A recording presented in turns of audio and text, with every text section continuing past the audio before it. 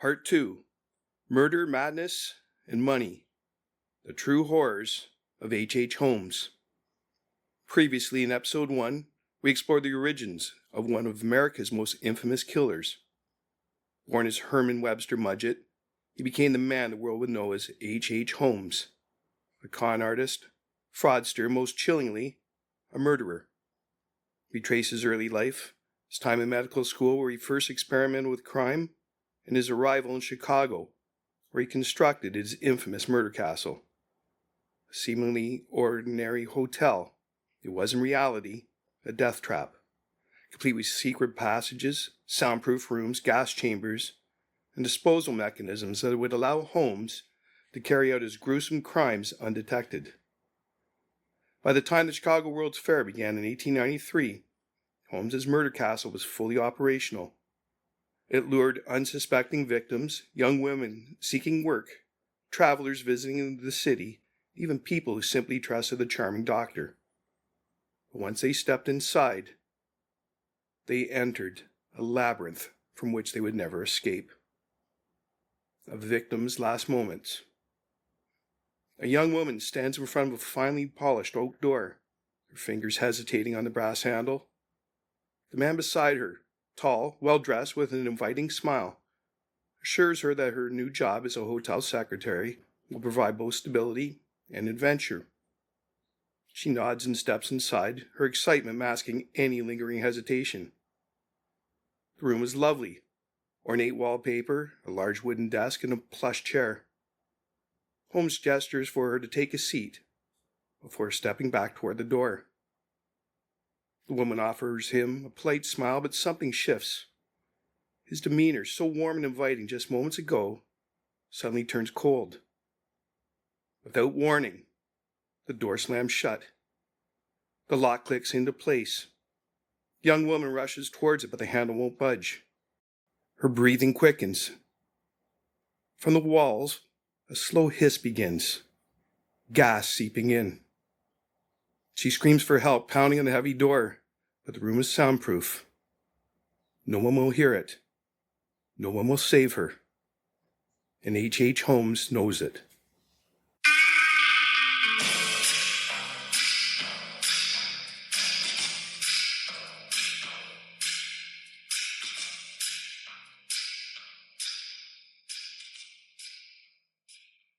Hello, I'm Jay Nichol, Nichol Investigations, and this is Ontario Cold Cases, Canada's true crime podcast.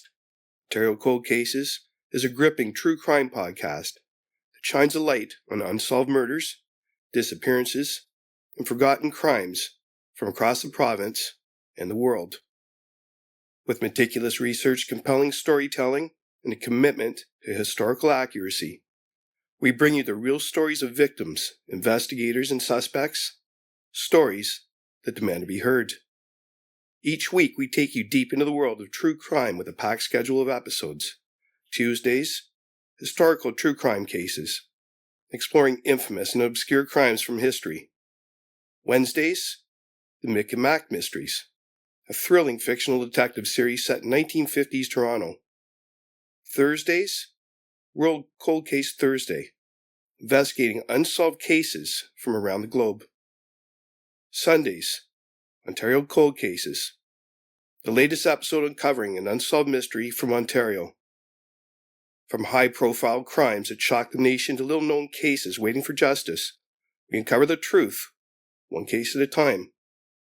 Join us as we explore the dark corners of history and mystery, where every clue could lead to answers and every case deserves a second look.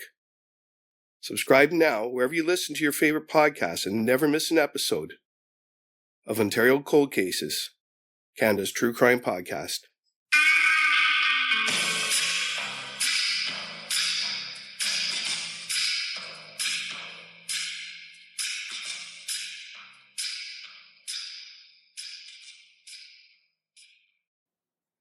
Segment 1.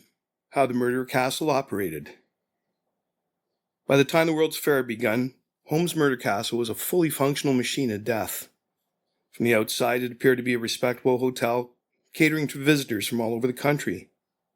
But inside, it was a labyrinth of horror, designed to ensure that once someone entered, They would never leave.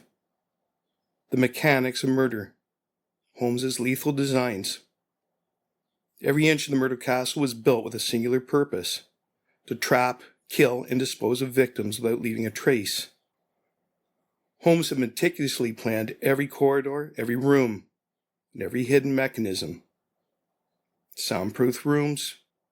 Guests checking into Holmes's hotel found themselves in rooms that, unbeknownst to them, were entirely soundproofed. No matter how loud they screamed, no one outside could hear them. Sealed chambers with gas pipes.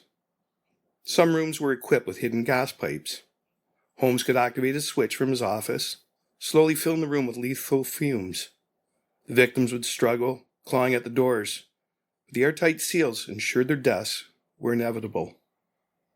Hidden peepholes and secret observation panels. Holmes had installed peepholes and false walls that allowed him to spy on his victims undetected. He could observe them from hidden hallways and secret rooms, taking pleasure in their fear before he activated his deadly traps. Trapdoors and hidden chutes. Many rooms had false floors that dropped victims directly into the basement, where Holmes could deal with their bodies at his leisure. Some chutes were disguised as laundry shafts, allowing him to transport bodies discreetly. Labyrinthian halls and dead ends. Victims who tried to escape often found themselves running in circles.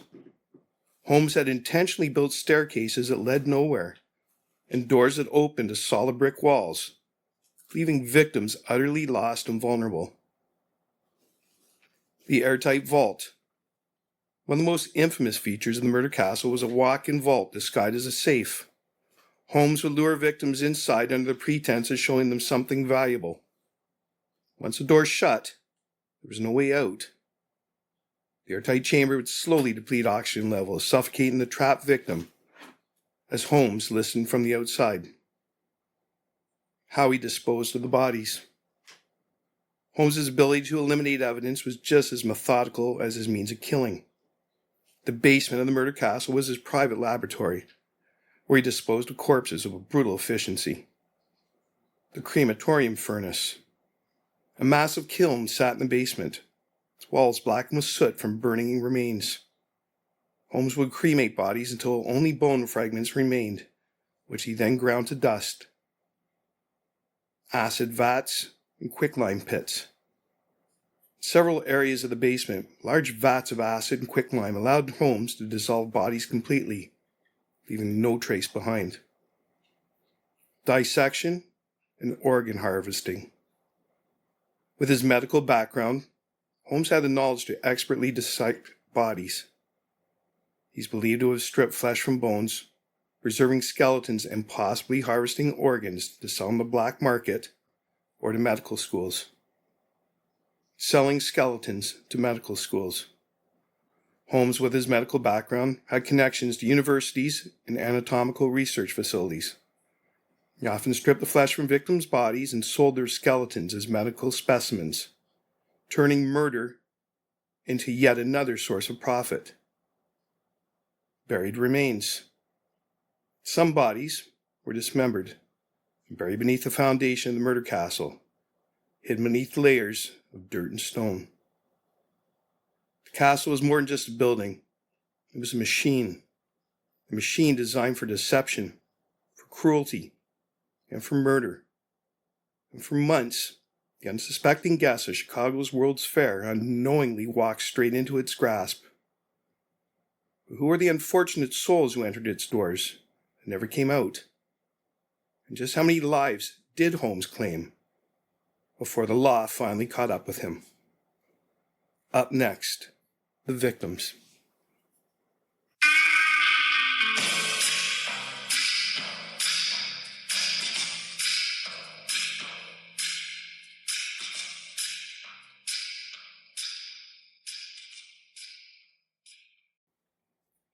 Segment 2. The victims. For months, the Grand World's Fair drew thousands of visitors to Chicago, a city buzzing with excitement and promise. Many sought opportunity, work, or simply a place to stay. They never could have imagined the that behind the doors of the castle on West 63rd Street, a nightmare awaited. In Holmes's world, every encounter had a purpose, every promise was a deception, and every act of kindness masked a deadly agenda. His victims came from all walks of life: women seeking employment, guests needing lodging, business associates who had outlived their usefulness. And for each he devised a different, but no less brutal end. The victims of H. Holmes. Holmes was a meticulous predator, tailoring his manipulations to his victims. Some he seduced, others he convinced to invest in his businesses, and a few simply trusted him because of his charming and professional demeanor. While the full extent of his murders will never be known, these are the most well-documented cases. Julia Smythe and Pearl Connor, 1891. Lured by love, trapped by lies. Julia Smythe worked as a stenographer in Holmes's pharmacy. She was married to a jeweler, Ned Connor, who was also employed by Holmes. Holmes began an affair with Julia, causing her husband to leave her and their young daughter Pearl. Julia assumed Holmes would marry her, unaware that she was just another disposable pawn in his twisted game. On Christmas Eve, 1891, Julia and her 6-year-old daughter vanished. Their fate? Holmes later claimed Julia died during a botched abortion, but no remains were ever found. Pearl, innocent and trusting, was most likely suffocated or poisoned. Their disappearance went largely unnoticed, allowing Holmes to continue perfecting his methods. Number 2. Emily Sigrand, 1892. Bright future cut short. Emmeline was a 24-year-old secretary who took a job working for Holmes. She was well educated, ambitious, and excited about her new position. Holmes, ever the manipulator, charmed her and proposed marriage. Soon after, she disappeared without a trace. Her fate. Witnesses reported that Holmes had a large trunk delivered to the basement around the time she vanished. It is believed he locked her inside the trunk and left her to suffocate. When police later searched the basement, they found long strands of female hair inside an airtight trunk. Number 3. Minnie and Nanny Williams, 1893. A deadly deception. Minnie Williams was a former teacher from Texas who inherited valuable real estate. Holmes courted her and convinced her to transfer her property deeds into his name. He lured her younger sister Nanny to Chicago under the pretense of an engagement. Both sisters were last seen entering the murder castle. Their fate. Minnie was likely strangled after transferring her property to Holmes. Nanny, unaware of her sister's murder, was killed soon after. Holmes later claimed to have killed Nanny by locking her in his airtight vault. Number 4. The Petzl family, 1894. Holmes's most heartless crime. Holmes's business associate, Benjamin Petzl, had been his loyal accomplice in various fraud schemes. When they devised a plan to fake Petzl's death for insurance money, Holmes decided to make the con real. Holmes murdered Benjamin Petzl by knocking him unconscious and setting his body on fire to stage an accident. He convinced Petzl's wife Carrie that her husband was still alive. Holmes took 3 of Petzl's children, Alice, Nellie, and Howard, on a terrifying journey across the U.S. and Canada. The fate of the Petzl children. Alice and Nellie, ages 15 and 12. Holmes took them to Toronto, renting a house at 16 St. Vincent Street.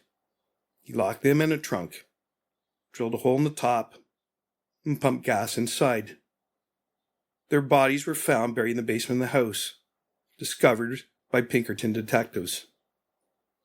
Howard Petzl, age 8. Holmes took Howard to Indianapolis. He murdered the boy, dismembered his body, and burned the remains in a stove, Investigators found Howard's charred bones inside the house. This was Holmes' most monstrous crime, killing innocent children simply to avoid being caught. The unknown number of victims. How many did Holmes really kill? Holmes confessed to 27 murders, but many believe the real number was over 200. The murder castle was filled with evidence of death, blood-stained walls, human bones, and remnants of clothing. Many women who had last been seen entering the castle were never heard from again. He targeted hotel guests, employees, romantic partners, and business associates, eliminating anyone who became inconvenient. The number of souls lost to Holmes may never be known. He was a predator who saw people not as human beings, but as assets. Assets he could use, manipulate, and discard. Whether it was for financial gain, self-preservation, or sheer enjoyment, Holmes's capacity for cruelty knew no bounds. But as his crimes piled up, so did the evidence. The walls were closing in. And finally, the law was catching up. But how do you catch a man who changes identities like a chameleon? Who moves across cities and countries without leaving a trace? And who will stop at nothing to stay ahead of those who pursue him? Up next, H. Holmes in Toronto.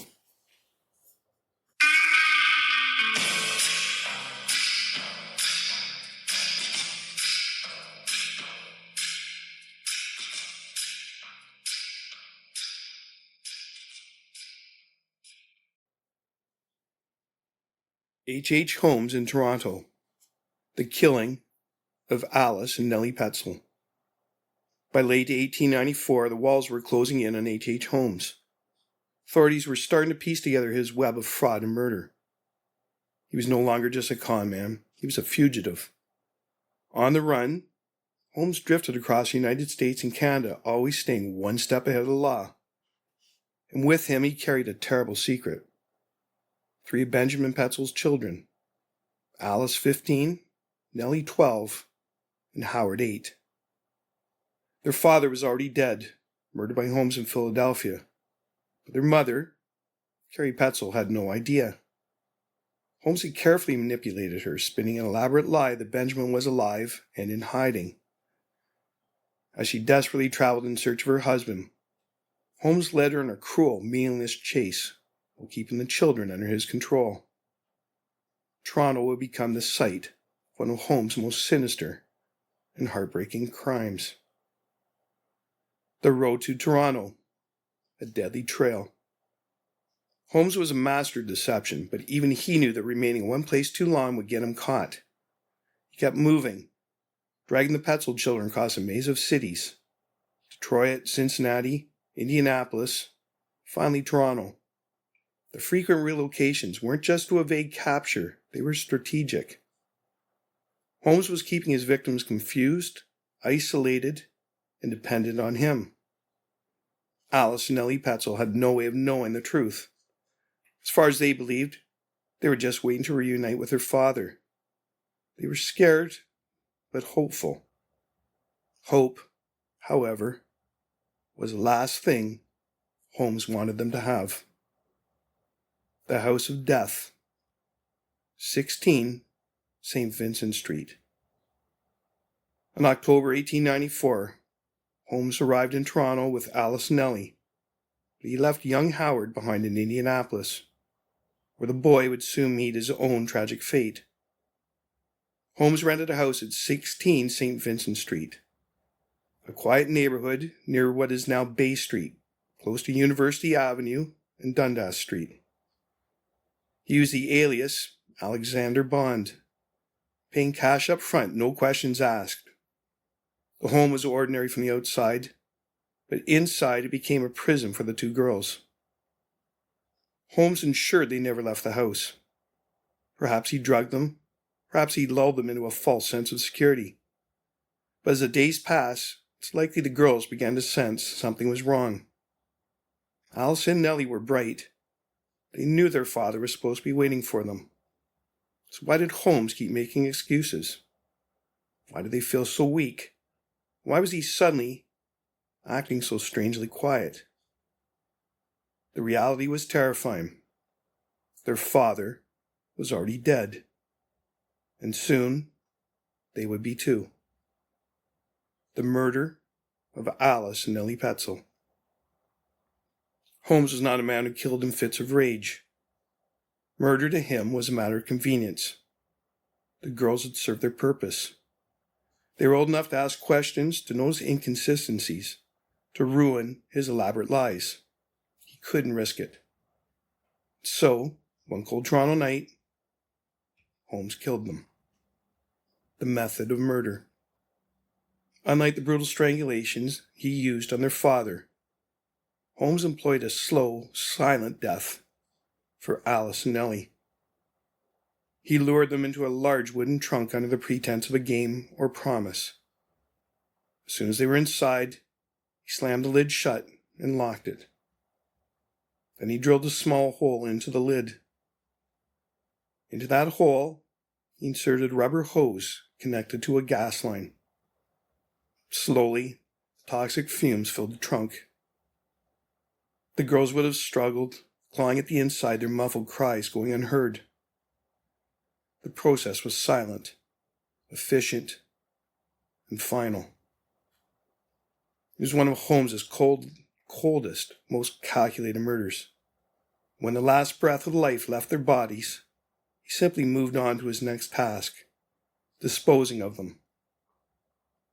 Burial beneath the house. Holmes was nothing if not practical. He had no intention of carrying the bodies out in public. He needed a quick, discreet solution. He dragged the trunk into the basement of the house. He dug a shallow grave beneath the stone floor, careful to keep things undisturbed. He removed the girls' clothing, perhaps for disposal, perhaps to sell, as he often did. Then he buried their small bodies beneath the dirt and walked away as if nothing had happened. The next morning, Toronto bustled with life, completely unaware of what had occurred inside that rented home. Holmes, ever the master of disguise, continued to charm those around him, ensuring that no one suspected a thing. The crime complete, Holmes left Toronto, heading for his next destination. Alice and Nellie were forgotten. For now. The discovery of the bodies. A grim Toronto nightmare. Holmes was finally arrested in Boston in November 1894. First, it was just for fraud. But as detectives began piecing together his movements, the case took a far more horrifying turn. With the involvement of the Pinkerton National Detective Agency, investigators followed Holmes's trail across the U.S. and Canada. Toronto was a key stop. Pinkerton agents, working with local police, tracked rental records, witness statements, and aliases.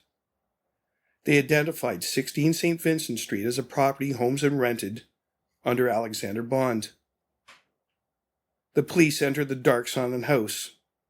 The rooms were empty, but the basement held a secret. And what they found in the basement: a shallow grave beneath the floorboards. 2 small, decomposed bodies still inside the wooden trunk. The unmistakable signs of gas poisoning. Alice and Nellie Petzel were finally found. Their discovery shocked Toronto. The city had seen violent crime before, but nothing like this. These were children, innocent victims, ruthlessly murdered and buried beneath an ordinary home. The coldness, the calculation, was beyond anything Toronto had ever known. Why did Holmes kill them? Holmes rarely killed for pleasure. His murders were practical, deliberate, and horrifyingly logical.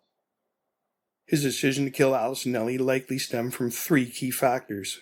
Number 1, eliminating witnesses. They were old enough to notice details, to remember his aliases and lies. If they ever spoke, Holmes' carefully crafted deceptions would unravel. Number 2, preventing exposure. Holmes had told her mother, Carrie, that Benjamin was still alive. If she ever saw Alice and Ellie again, they might accidentally reveal the truth.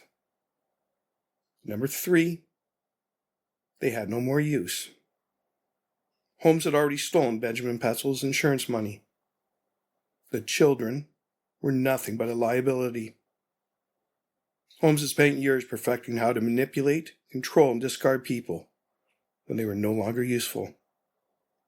Alice and Nellie were no exception.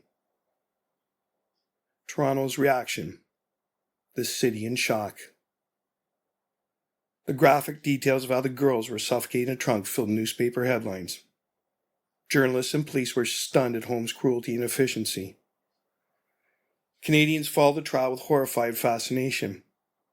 This was a crime that defied belief. The city's first known serial murder had been committed in the heart of Toronto. The house at 16 St. Vincent Street no longer exists. The street was renamed Bay Street, and today the area is a thriving business district. But stories still persist. Whispers of 2 lost souls, Allie and Nellie Petzel, trapped forever beneath the city streets. Final thoughts, the darkest chapter in Canadian crime history. H. Holmes was many things: a fraudster, a conman, a master manipulator.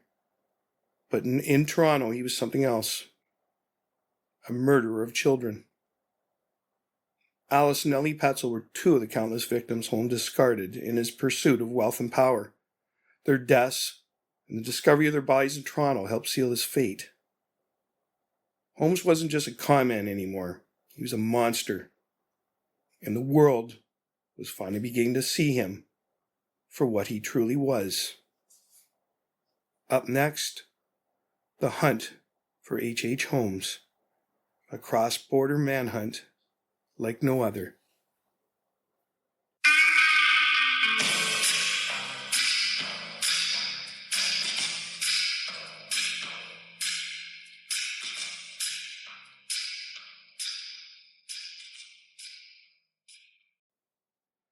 The hunt for H. Holmes, a cross-border manhunt like no other. H. Holmes has spent years evading the law, an expert at reinvention, a chameleon who slipped from one identity to another with ease. He had scammed banks, insurance companies, and landlords, leaving a trail of fraud and deception, stretching from Chicago to Philadelphia, Toronto to Indianapolis. But as the bodies stacked up, so did the questions. Authorities might not have caught him for murder right away, but they were closing in. Not with bloodhounds or pistols, but with cold, meticulous detective work. And once the Pinkerton National Detective Agency joined the hunt, Holmes's days of freedom were numbered. The investigation begins. The insurance fraud that led to Holmes's downfall.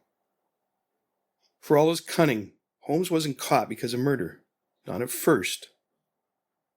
His downfall began with something far more ordinary: insurance fraud.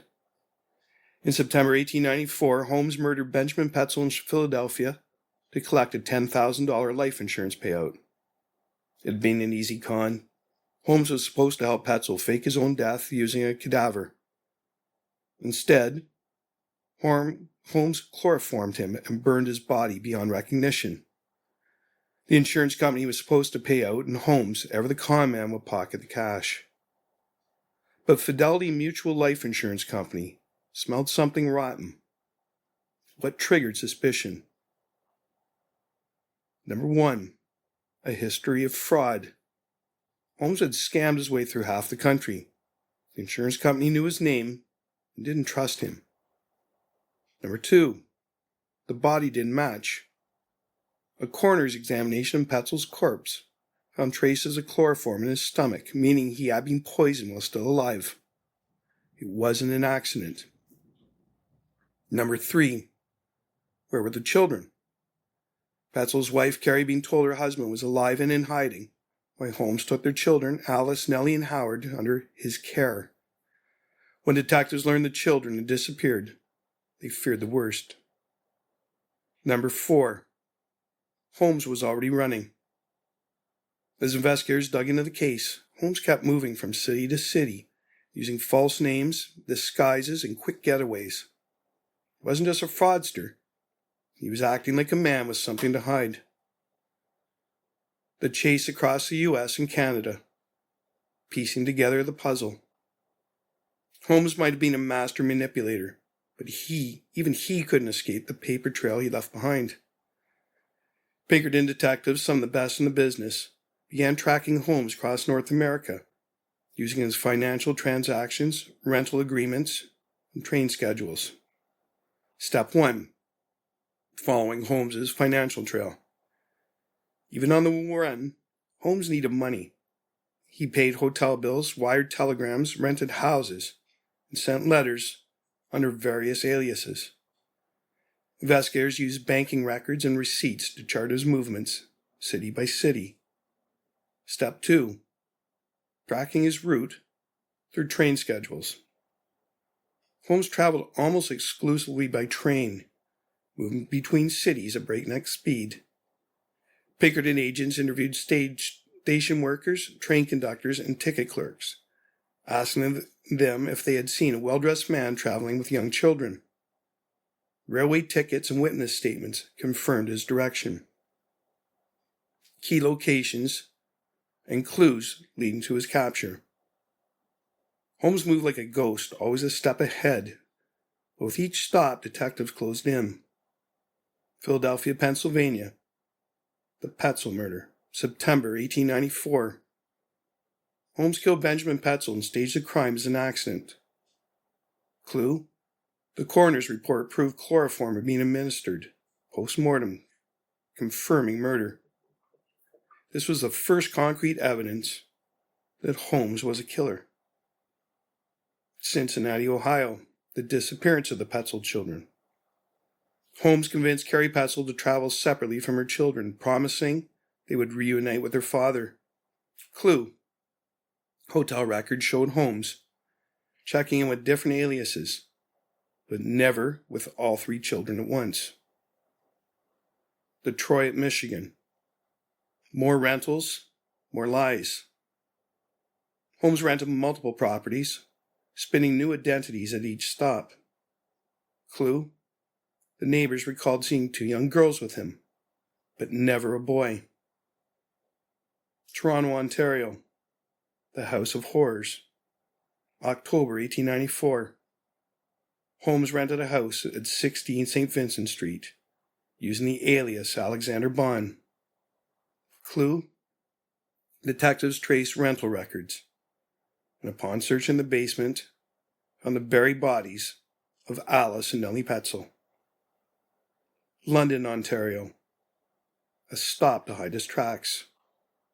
Holmes made a brief stop in London, Ontario, possibly to throw off pursuers. Clue. Investigators later found his alias in local rental logs, proving his route through Canada. Indianapolis, Indiana. Howard's tragic fate. Holmes murdered Howard Petzel in a rented house and burned his remains in a stove. Clue. Investigators discovered Howard's bones in the chimney, confirming he had been killed and dismembered. Boston, Massachusetts. The final capture. November 17th, 1894.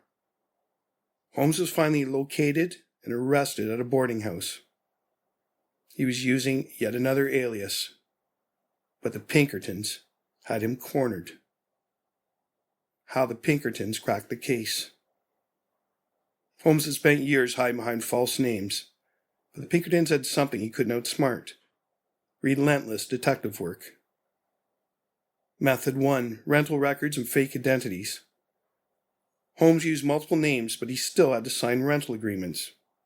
Detectives compared handwriting samples and linked his various aliases. Method 2. Witness testimonies. Train conductors, hotel managers, and neighbors remembered a well-dressed man traveling with children. These statements confirmed his movements across state and national borders. Method 3. Surveillance and undercover agents. Pinkerton agents stationed operatives at major train stations and hotels in key cities. Holmes was eventually spotted in Boston and arrested on sight.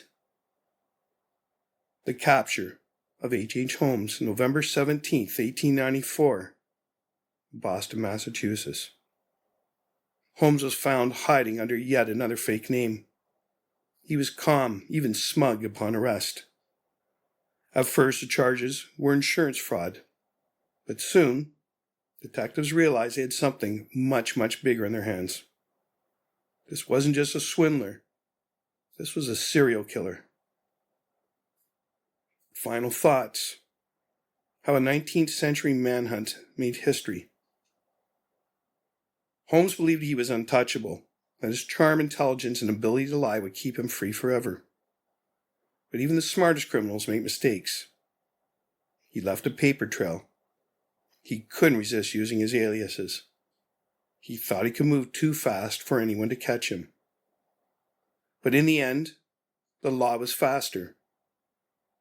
Thanks to the forensic investigation skills of the Pinkerton Agency, Holmes became one of the first serial killers to be caught using modern detective techniques.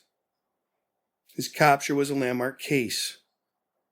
Proof that even the most elusive criminals could not escape justice forever. And for Holmes, there was nowhere left to run. Up next, the devil behind bars.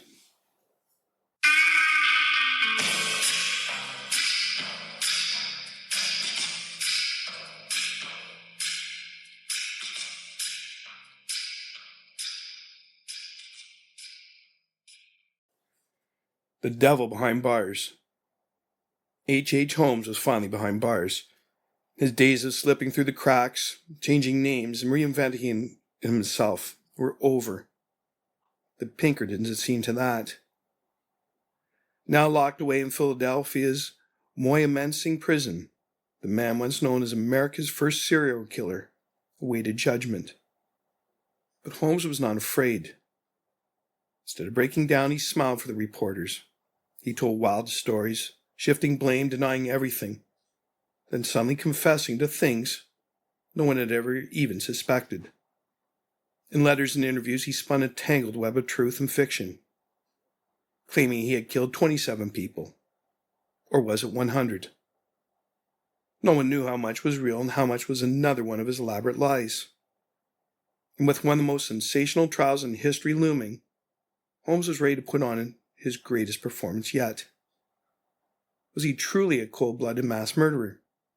Or just a conman spinning one final trick? Next time in episode 3, Holmes finally faces justice. But was justice truly served? In episode 3, we'll look at the confession, execution, and the Jack the Ripper theory. In our final episode, we follow Holmes into the courtroom, where his trial becomes a media circus. He defends himself with chilling confidence, weaving more lies, half-truths, and shocking omissions. We uncover the details of his final confession.